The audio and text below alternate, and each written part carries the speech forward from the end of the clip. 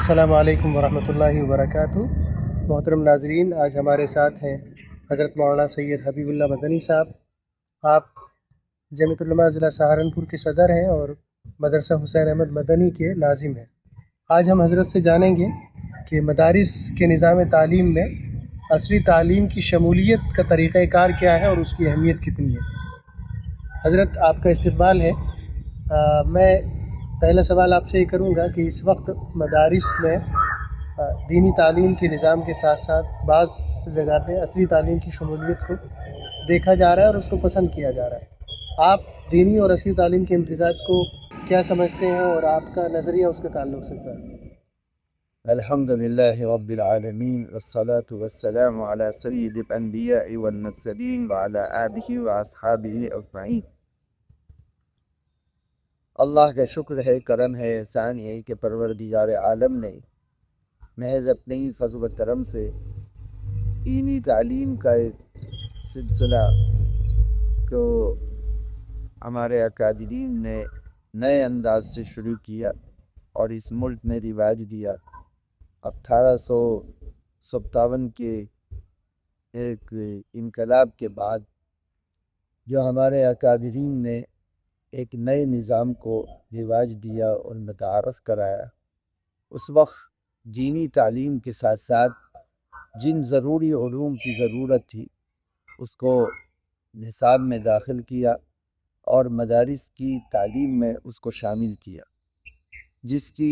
کو ہم دیکھ سکتے ہیں علم کلام کے سلسلے میں، علم منطق کے سلسلے میں، اور بہت سے ایسے علوم تھے جن کو علم حیات ہے جیسے ان کو اس میں شامل کیا گیا، جو کسی نہ کسی درجے میں دینی علوم سے بھی تعلق رکھتے ہیں اور دنیاوی علوم سے بھی ان کا بہت گہرا تعلق۔ ان علوم کو ایک لمبے عرصے تک ان مدارس کے نصاب میں داخل رکھا، پھر اس کے بعد ان کی ضرورت کم پڑتی گئی، اہمیت کم ہوتی چلی گئی، تو بعض اکابرین نے وقت کو دیکھتے ہوئے اس کو اس سے نکالنا بھی شروع کیا۔ اب بہت سے علوم ہیں مولود اور بہت سے ریکاسٹ زدہ ہیں۔ تو بہرحال اب چونکہ یہ 30-40 سال بعد کا ایزا ہے کہ میں دنیا کے ہر خطے کے اندر دنیاوی علوم کو متعارف بھی کرایا جا رہا ہے، اس کی اہمیت پر زور بھی دیا جا رہا ہے، اور لاکھوں کروڑوں خربوں روپے اس پر خرچ کیے جا رہے ہیں، اور ہر ملک اپنے عوام کو 100% ایجوکیشن سیکورنے کی یہ محنت کرتا۔ ہم بحیثیت مسلمان ہونے کے، کیونکہ مسلمان کو قومیت قیادت کرنی ہے اور پوچھ دنیا کو کی قیادت کے ساتھ اس پر نظر رکھی ہے اور لوگوں کی رہبری اور ہدایت کا فہم کرنا ہے، خود اللہ تعالیٰ نے قرآن پاک میں ارشاد فرمایا وَأَمَّا مَا يَنفَعُ النَّاسَ فَيَمْكُثُ فِي الْأَرْضِ۔ جو لوگ لوگوں کی بھلائی کے لیے، نفع کے لیے کام کرتے ہیں، ان کو اللہ تعالیٰ ثابت قدمی نصیب کرتا ہے اور پختگی دیتا ہے ان کی اتگیوں کے اندر۔ اسی سمت میں بنیادی قیادت ایک مسلمان کے ہاتھ میں ہے جس کے پاس علم الہی بھی ہے، اور اس علم الہی کے ساتھ ساتھ علم دنیا بھی اگر جڑ جائے اور عصری تقاضے بھی اس کے ساتھ ساتھ جڑ جائیں تو اس دینی علم کے اندر اور نکھار پیدا ہو جائے گا۔ اسی اہمیت کو مد نظر رکھتے ہوں ہم یہ چاہتے ہیں کہ جو مدارس کا ایک شعبہ دنیاوی علوم کا خالی چل رہا ہے ایک لمبے عرصے سے، ہر مدرسے کے اندر اس شعبے کو عمدہ سے عمدہ اور پختہ سے پختہ اور مضبوط کیا گیا۔ اس کے لیے اکابرین نے محنت کی ہے اور ایک نئی سوچ اور نئی فکر لی ہے، اس پر بہت سے ادارے کام کر رہے ہیں۔ ضرورت ہے کہ 100% ادارے اپنے نصاب کے اندر اس چیز کو داخل کریں اور دینی علم کے ساتھ ساتھ اہمیت کے ساتھ ساتھ دنیاوی علوم اور عصری علوم کو داخل کریں اور سسٹم سے داخل کریں، تاکہ وہ نظام ایک پختہ اور عمدہ سامنے آئے، اور جو ملک کی ایک دھارا ہے، ملک کی ایک سمت ہے، ملک کا نظام تعلیم ہے جس کو بیسک شکشا کے نام سے یاد کیا جاتا ہے، اس سے ہمارے مدارس کے بچے جڑ جائیں، انشاءاللہ اس سے فائدہ ہی ہوگا، نقصان ہونے سے گا۔ اللہ اس دھارے پر اگر ہم لوگوں کو لگا دیں اور نظام سسٹم کے ساتھ مدارس کا جڑ جائے تو فائدہ ہی ہوگا انشاءاللہ۔ اسی تعلق سے میرا دوسرا سوال یہ ہے کہ مدارس میں ہم نے دیکھا کہ جو نظام تعلیم ہے اسی کے ساتھ ساتھ بعض اداروں نے اپنے یہاں جزوی طور پر یا اس کو کہیں کہ عارضی طور پر چند گھنٹے میتھ کے اور چند گھنٹے انگلش کے شامل کیے ہیں، لیکن جب مدارس کے فضلاء فارغ ہونے کے بعد میدان کار میں جاتے ہیں تو ان کو دشواریوں کا سامنا اس معنی کر ہوتا ہے کہ ان کے پاس سرٹیفکیٹ نہیں ہوتا، جس کی سب سے زیادہ اہمیت آج کے دور میں ہے۔ بہت غیر معمولی ذہین ہوتے ہیں، غیر معمولی قابل ہوتے ہیں، بولنے کی صلاحیت بہت اچھی ہوتی ہے، لیکن ان کو کسی بھی فیلڈ میں یا کسی بھی ملازمت کے لیے جد و جہد کرنی پڑتی ہے۔ تو اس تعلق سے آپ کیا رہنمائی کریں گے، کیونکہ آپ خود ایک ایسا نظام چلاتے ہیں کہ ادھر سے نظامی کے ساتھ ساتھ 12ویں تک آپ کرا رہے ہیں۔ یہ وہی بات ہے، میں نے کہا تھا کہ سسٹم سے کریں۔ سسٹم کا مطلب ہی یہی ہے کہ آپ جو ملک کا ایک نظام تعلیم ہے اور اس کا ایک قانون دستور ہے اس سے آپ جڑیں، اور چاہے آپ مانیتا لیں یا کسی سے اٹیچ ہوں اور اس اسکول سے اٹیچ ہو کر اپنے بچوں کو وہاں پر داخل کریں، اور باقاعدہ ان کو پین نمبر وغیرہ ملے تو کلاس وائز وہ بچے پڑھیں گے، چاہے قابلیت نہ ہو پائے لیکن قبولیت ضرور ہو جائے گی گورنمنٹ کی نظر میں۔ تو یعنی ان کی عمر کے اعتبار سے ان کو ان کی کلاسز میں رکھا ان کی عمر ایک دنیاوی تعلیم میں عمر ہے تو عمر کے حساب سے اس کو داخل کریں، اور جو عمر سے زائد بھی ہو چکے ہیں ان کے لیے بھی ہندوستان میں ایک نظام ہے جس سے آپ جڑ کر ان بچوں کو یا ان نوجوانوں کو آپ تعلیم کے دھارے سے جوڑ سکتے ہیں۔ تو الگ الگ بورڈ ہے، ہر بورڈ کے اندر تعلیم دینے کا ایک نظام ہے، قانون ہے، عمر ہے اور ایک سسٹم ہے۔ آپ ان بورڈوں کو دیکھیں، C B S E board ہے، یو پی بورڈ ہے، یا اسی طرح NIOS ہے، اسی طریقے سے اور بورڈ بھی آ رہے، ایک نیا بورڈ آیا ہے۔ تو ان بورڈوں سے جڑنے کے بعد انشاءاللہ ہمارے مدارس کے بچے جو ہیں جو ایجوکیشن کا ایک نظام ہے اس سے جڑ جائیے انشاءاللہ۔ ہمارے ہاں یہی چیز ہے کہ ہم نے اپنے ادارے کے اندر جو بچے داخل کیے ان بچوں کے اندر یہ بنیادی طور پر یہ نظام بنایا شروع ہی سے کہ جو بچہ بھی یہاں پر آئے گا اور تعلیم حاصل کرے گا، چاہے وہ کسی بھی عمر میں ہو یا کسی بھی عمر کی سطح پر پہنچا ہو، اس کو دنیاوی تعلیم کے ساتھ ہم ضرور جوڑیں کہ اگر 60% بچہ دینی تعلیم حاصل کر رہا ہے تو وہ بچہ 40% دنیاوی تعلیم کو بھی حاصل کرے اور اسکول کی تعلیم سے جڑ جائے۔ یہی وجہ ہے کہ ہمارے ہاں جتنے بچے علم حاصل کرنے کے لیے داخل ہوتے ہیں تو 98% بچے دینی اور دنیاوی دونوں علوم کو حاصل کرتے ہیں، اور یہ لمبے عرصے سے چل رہا ہے، تقریباً 16-17 سال ہو گئے اس ادارے کی عمر کو، 16 سال سے یہ نظام چل رہا ہے متواتر، اور اس کے مثبت اثرات ہمارے سامنے ہیں کہ ہمارے بچے میڈیکل لائن میں بھی ہیں، وکالت میں بھی ہیں، اور فارغ ہونے کے بعد اپنی جاب بھی کر رہے ہیں اور اپنے نظام کو چلا بھی رہے ہیں، ان کی زندگی گزر رہی ہے، اسی تعلیم سے فائدہ ہوا۔ اور ہم بچوں کے اندر یہی شعور پیدا کرتے ہیں کہ بھائی تم تعلیم کو حاصل کرو۔ ہمارا مقصد یہ نہیں ہے کہ آپ مدرسے میں پڑھنے کے بعد ڈاکٹر بن جائیں اور ڈاکٹر بننے کے بعد جو ہے آپ اپنے روزگار سے لگ جائیں۔ روزگار کے لیے تو ساری دنیا کے ادارے جو ہیں تعلیمی ادارے محنت کرتے ہی ہیں، لیکن ہمارا جو بیسک جو ہماری چاہت ہے، ہماری مین بنیادی طور پر جو چاہت ہے وہ یہ ہے کہ ہمارا بچہ دینی تعلیم میں ہو یا دنیاوی تعلیم ہو، اس کا مزاج نبوی بن جائے کہ لوگوں کو خدمت کا جذبہ اس کے اندر ہو، وکیل ہو تو وہ خدمت کرے، ڈاکٹر ہے تو وہ خدمت کرے، عالم ہے تو وہ خدمت کرے، یہ اپنی ڈگری کے لیے یا اپنی روزگار کے لیے کام نہ کرے۔ اگر روزگار بھی اس کی چاہت ہے تو اس روزگار میں بھی وہ حلال کے پہلو کو غالب رکھے۔ تو یہ ہمارا منشا ہے، اور اس منشا پر ہم اپنے بچوں کی تربیت بھی کرتے ہیں تعلیم کے ساتھ ساتھ کہ بھئی آپ لوگ رسمی طور پر ڈگری کے لیے نہیں پڑھ رہے ہیں، آپ تو لوگوں کو فائدہ پہنچانے کے لیے، بنیاد وہی ہے، وَأَمَّا مَا يَنفَعُ النَّاسَ فَيَمْكُثُ فِي الْأَرْضِ۔ بہت اچھا آپ نے 17 سالہ سفر کا ذکر کیا۔ میں آپ سے یہ بھی پوچھنا چاہوں گا کہ اس زمانے میں زبان کی بڑی اہمیت ہے۔ ہم نے دیکھا کہ انگریزی اور اس کے بعد فرینچ اور پھر چائنیز لوگ سیکھ رہے ہیں، تو آپ کا کیا خیال ہے اس سلسلے میں کہ مدارس کے فضلاء اگر سرٹیفیکیشن کے ساتھ ساتھ درس نظامی کمپلیٹ کریں اور درس نظامی سے فراغت کے بعد اچھی یونیورسٹیز میں جائیں اور زبان سیکھیں تو وہ اچھے داعی بن سکتے ہیں؟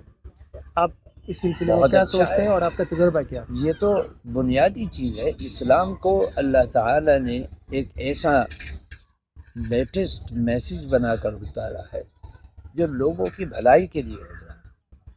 لوگوں کے نفع کے لیے اترا ہے، لوگوں کو اخلاق سکھلانے کے لیے اترا ہے۔ اور ایک سچا اگر اسلامی تعلیم کو جاننے والا ہے تو وہ دنیا کے کسی بھی اسٹیج پر جائے یا کسی بھی یونیورسٹی میں جائے یا کسی بھی ماحول میں جائے، وہ ہر بیماری کا علاج اپنے مذہب کے اندر دیکھتا بھی ہے اور جانتا بھی ہے۔ اب وہاں پر جو مسائل ہیں، جو دنیا کے اندر ایک ماحول ہے جو پریشانی کا ماحول بنتا جا رہا ہے، چاہے کوئی بڑے سے بڑا ارب پتی کھرب پتی ہے وہ بھی پریشان ہے، کوئی غریب آدمی ہے وہ بھی پریشان ہے، کوئی تجارت کر رہا ہے وہ بھی پریشان ہے، کوئی اپنے روزگار سے جڑا ہوا ہے وہ بھی پریشان ہے۔ ان سب مسائل کا حل اگر کسی مذہب کے اندر مذہبی طور پر موجود ہے تو وہ خالصتاً اسلام، کہ اسلام نے مالدار ہے تو اس کی سیما بھی متعین کی ہے، غریب ہے تو اس کی بھی سیما متعین کی ہے،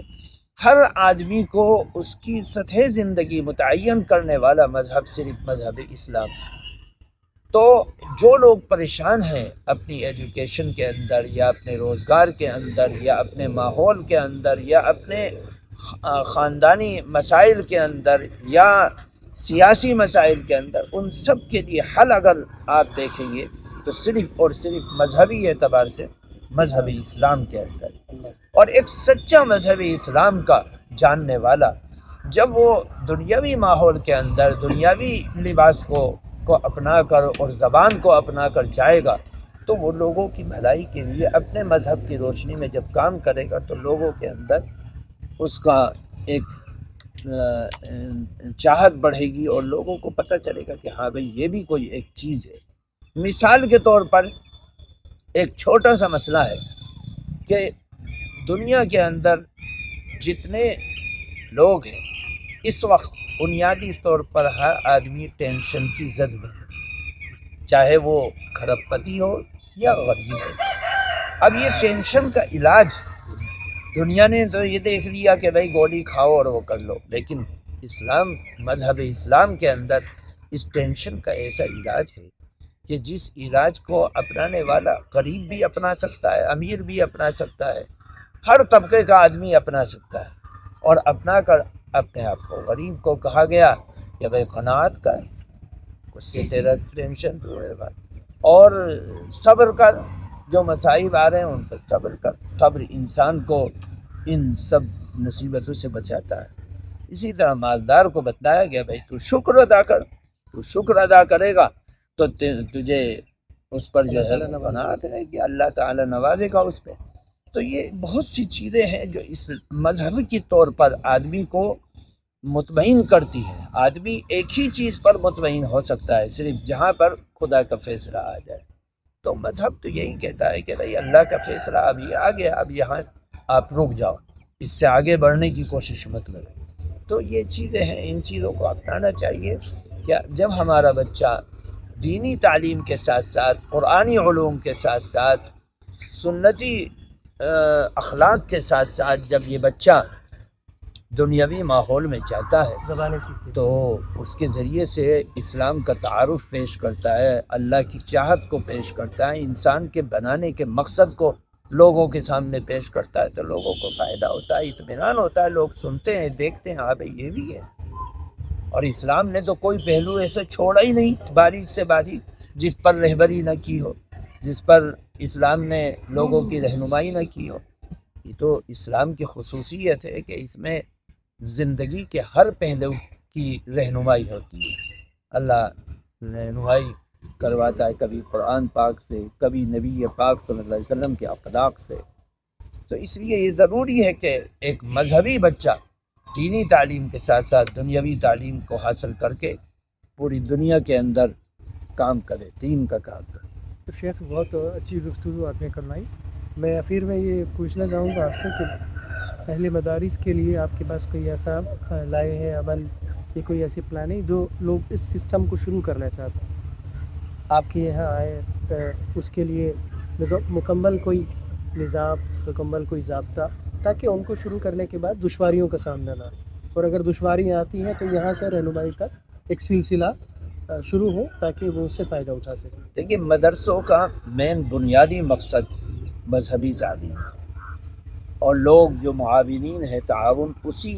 بیس پر کرتے ہیں کہ بھئی آپ مذہبی تعلیم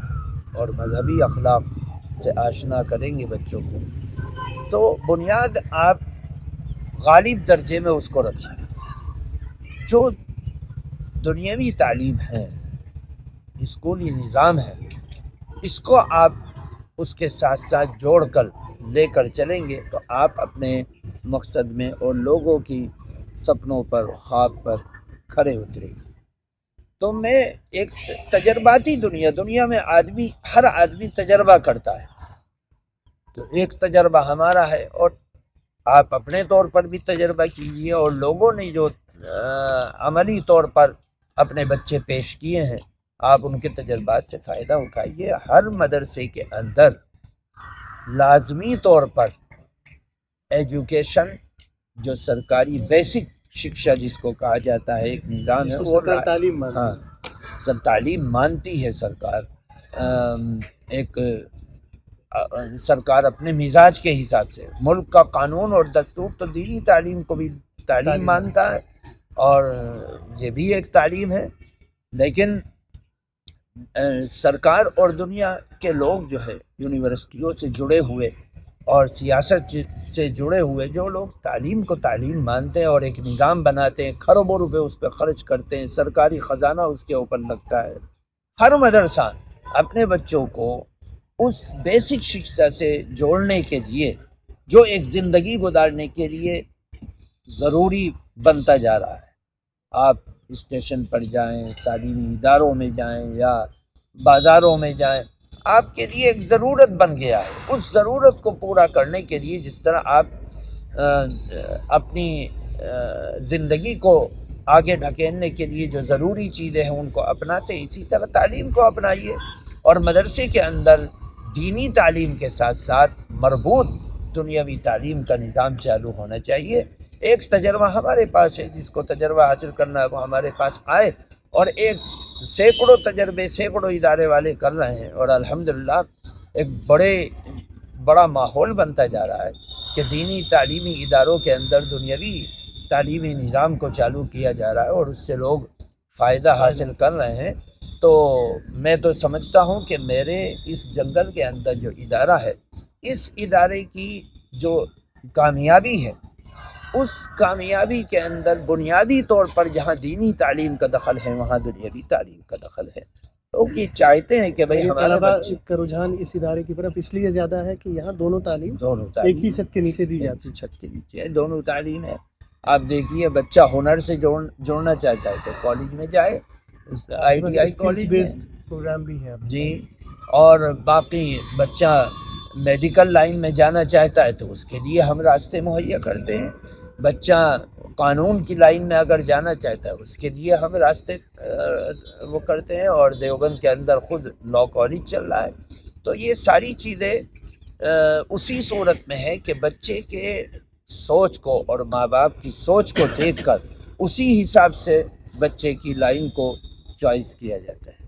اور منتخب کیا جاتا ہے۔ تو جو اہل مدارس ہیں، میں ان سے یہی کہوں گا کہ آپ ہمت نہ ہاریں، شروع ہی سے یہ ایک مزاج بنائیں کہ ہمیں اپنے بچوں کو دینی تعلیم بنیاد بنا کر دنیاوی تعلیم سے آشنا کرنا ہے اور بیسک شکشا سے جوڑنا ہے۔ اگر ان کے پاس مانیتا نہیں ہے تو کسی سائٹ کے اسکول میں بچوں کا ایڈمیشن کرا کر تعلیمی بندوبست کا نظام کریں تاکہ وہ بچے دنیاوی تعلیم سے جڑ جائے اور اس سے ان کے اداروں کو 100% فائدہ ہوگا، بہت فائدہ ہوگا۔ میں خود تجربہ کرتا ہوں، کوئی پبلسٹی نہیں، کوئی اشتہار بازی نہیں، کوئی کسی کو کہنا سننا نہیں، اور بچے کھچ کھچ کر آتے ہیں، وہ صرف اس وجہ سے کہ ہمارے بچوں کو ایک ہی چھت کے نیچے دونوں تعلیمیں میسر آ رہی ہیں اور فری میں آ رہی ہیں، یہ بھی بہت بڑی بات ہے۔ تو اس لیے لوگ تو چاہتے ہیں کہ بھئی بچے ہمارے قابل بنیں، اور ہمارے حفظ کے اور دینیات کے جو بچے ہیں ان کے اندر اتنی قابلیت و قبولیت ہے جس کا آپ تصور نہیں کر سکتے۔ ہمارے بچے بورڈ کا امتحان دینے کے لیے صبح شام جا رہے ہیں، صبح کو 10ویں والوں کا امتحان ہوتا ہے اور شام کو 12ویں والوں کا چل رہا ہے۔ تو یہ جو بچے جاتے ہیں میں ان سے ڈیٹیل لیتا ہوں کہ بھائی کیسا چل رہا ہے، اور جو بچے آتے ہیں وہ کیسے کرتے ہیں، اور تم مدرسے کے بچے کیسے کرتے ہو۔ تو مجھے ایک بنیادی پوائنٹ، جو مختلف باتیں بتلائیں ان میں سے ایک بنیادی پوائنٹ یہ ان بچوں نے بتلایا کہ جو اور اسکولوں کے بچے آتے ہیں گورنمنٹ اسکول سے یا پرائیویٹ اسکولوں سے، وہ بچے گھنٹے 1 گھنٹے میں لکھنے کے بعد بیٹھ جاتے ہیں، یعنی ان کے پاس کچھ ہے نہیں، اور مدرسے کے بچے 3 گھنٹے لکھتے رہتے ہیں، 2.5 گھنٹے لکھتے رہتے ہیں اور مستقل لکھتے رہتے ہیں۔ کیا مطلب؟ ان کی میموری کے اندر جو بٹھایا گیا ہے وہ محفوظ ہے، اس لیے کاغذ اور قلم ختم ہو جاتا ہے، گھنٹہ ختم ہو جاتا ہے، لیکن بچے لکھتے رہتے ہیں۔ تو یہ صرف اس وجہ سے کہ ہمارے بچوں کے اندر ایکسیپٹ کرنے کی جو قوت ہے قرآن پاک کی برکت سے، دینیات کی برکت سے، وہ دنیا کے اور بچوں میں نہیں ہے۔ یہ بچے رٹنے میں، یاد کرنے میں، محفوظ کرنے میں اس اسٹیج پر اپنے ذہن کو پہنچا چکے ہیں، قوت حفظ ان کی اتنی مضبوط ہو چکی ہے کہ وہ کہیں مار نہیں کھائے تھے اس سلسلے میں۔ اس لیے بہرحال مدرسوں کے بچوں میں بڑی صلاحیت ہوتی ہے۔ میں تو یہی کہوں گا، اہل مدارس سے اپیل کروں گا کہ آپ اپنے بچوں کو اس سسٹم سے جوڑیں تاکہ آپ کے مدرسے کو فائدہ ہو۔ ابھی شاہین گروپ نے کئی سال سے مدارس کے اندر یہ نظام چلایا، مختلف اسٹیٹ میں،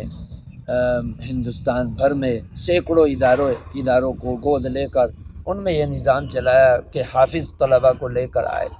اور ہم نے ان کو ایک مشورہ بھی دیا کہ آپ صرف حافظ بچوں پر نہیں، جو نان حافظ بچے ہیں ان کو جو مدرسے کے اندر 10 سال 5 سال 2 سال 3 سال لگا رہے ہیں، آپ ان کو بھی جوڑنے کا کام کریں، اس سلسلے میں بھی کچھ پہل کریں۔ بہرحال تو شاہین گروپ کا جو نظام چل رہا ہے، اس کو میں نے سنا ہے کہ نئے سرے سے پھر اس کو اپڈیٹ کر کے لا رہے ہیں۔ تو بہرحال اس کے اندر جو ہے اہل مدارس کو آگے بڑھنا چاہیے۔ ابھی تک شاہین گروپ نے میں نے جیسے دیکھا کہ اپنے مصارف سے ان مدرسوں کو گود لیا اور کروڑوں روپے خرچ کر کے ان کو ایک راستہ دکھلایا، ماحول بنایا۔ اب مدرسے والے اس ماحول اور راستے کو دیکھ چکے ہیں تو وہ خود اپنے سسٹم کو شروع کر رہے ہیں، اور شاہین گروپ اس کی نگرانی کر رہا ہے۔ یہ بہت بڑی بات ہے، اور میں اس گروپ کی سراہنا بھی کرتا ہوں اور تائید بھی کرتا ہوں، اور اہل مدارس سے یہ اپیل بھی کرتا ہوں کہ اس نظام سے جڑے تو آپ کے مدرسے کو 4 چاند لگیں گے اور قابلیت اور قبولیت انشاءاللہ ضرور حاصل ہوگی۔ اللہ تبارک و تعالی ہم سب کو علم و عمل کی صلاحیت اور قبولیت اور قابلیت عطا فرماوے اور شرور و فتن سے محفوظ فرماوے۔ آج رمضان کا 6واں روزہ ہے ماشاءاللہ، اور میں تو اس لائن کا آدمی نہیں ہوں، لیکن آپ نے بہت زیادہ اصرار کیا، اس لیے چند باتیں میں نے اپنے تجربات کی روشنی میں آپ کے سامنے رکھی۔ تجربات بھی ہوتے ہیں حضرت، آپ نے کوئی گفتگو کی انشاءاللہ اس سے اہل مدارس کو نہ صرف حوصلہ ملے گا بلکہ رہنمائی کا ایک مکمل سامان اس گفتگو میں مہیا ہے۔ نہیں، ہر اعتبار سے ہم مدرسے والوں کو کہتے بھی ہیں اور بعض مدارس آتے بھی ہیں آپ کے پاس، آپ کو اس لائن سے جس چیز کی بھی ضرورت ہے آپ ہم سے مشورہ کریں، انشاءاللہ ہم بحیثیت ایک خادم کے तैयार हैं आपकी रहनुमाई करेंगे और आप 100% बच्चों को बेसिक शिक्षा से आप जोड़ने की कोशिश करें, जो एक गवर्नमेंट का निज़ाम है उससे जोड़ने की कोशिश करें। और उसके लिए ये ज़रूरी नहीं है कि आपके पास मान्यता है या नहीं, हर एतबार से सैकड़ों इदारे हमारी नज़रों में है जिनके पास मान्यता नहीं है। फिर NIOS का एक मुकम्मल निज़ाम है, अगर हाँ, मान्यता नहीं है तो वो आप भी NIOS है। के थ्रू जा सकते आप किसी स्कूल से अटैच कीजिए और अपना निज़ाम चलाइए, इसमें फ़ायदा भी है और कम खर्च में बड़ा काम कर सकता है इंशाअल्लाह। हैं। बहुत शुक्रिया जज़ाकल्लाह, आपने बहुत ज़्यादा गुफ्तगू फरमाई। और मैं आखिर में तमाम नाज़रीन से और मुशाहिदीन से यही गुजारिश करूँगा कि वो अगर अपने इदारे में इस निज़ाम को शुरू करना चाहते हैं तो सबसे पहले तो यहाँ विज़िट करें और फिर आप ही की निगरानी में इंशाअल्लाह शाहीन इदारा जात की जानिब से मुकम्मल रहनुमाई की ज़िम्मेदारी इंशाअल्लाह हम लेते हैं। और अल्लाह से दुआ है कि अल्लाह ताला हमारे इदारों को मुस्तहकम रखे, मज़बूत रखे और ऐसे फ़ाज़िलीन हमारे इदारों से निकलें जो दुनिया के हर मैदान में दीन की रहनुमाई का और दीन के दायरे में रहते हुए काम करने का जज्बा रखें। आमीन।